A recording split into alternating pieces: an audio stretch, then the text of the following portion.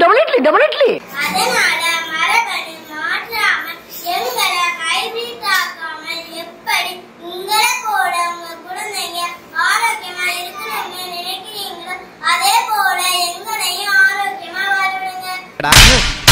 நீ கேட்ட ஒவ்வொரு கேள்வி என்ன செருப்பால் அடிச்ச மாதிரி இருக்குடா. நான் சொல்றது சரிதானே? ஆமா கோவிந்தா. நாங்க நல்லா இருக்கிற வரையில தான் உங்களுக்கு சுத்தமான காத்தும் சுத்தமான மழை தண்ணியும் சாப்பிட சத்தான உணவும் காய்கறிகளும் பழங்களும் கொடுப்போம். பச்சை பசுமையும் கொடுப்போங்கிறத ஞாபகத்துல வச்சுக்கோங்க. காலப்போக்கில அனுபவங்கள் ஏற்பட அவங்கவுங்களுக்கே புரியும்.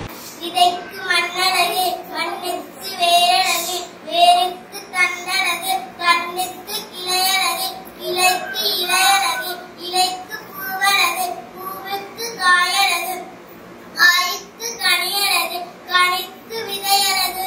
உங்க பிள்ளைங்க மத்தியில் நினைச்சு எங்களையும் நல்லா வளர்த்தீங்கன்னா நாங்களும் வளர்ந்து உங்களுக்கு நல்லா பலன் தருவோம். உங்க பிள்ளைங்க உங்களுக்கு உதவி செய்யறாங்களோ இல்லையோ கட்டிப்பிடிச்சாப்ல விட்டுருவோமா? இதான் எனக்கு ரொம்ப வசதி. பாக்குறியா?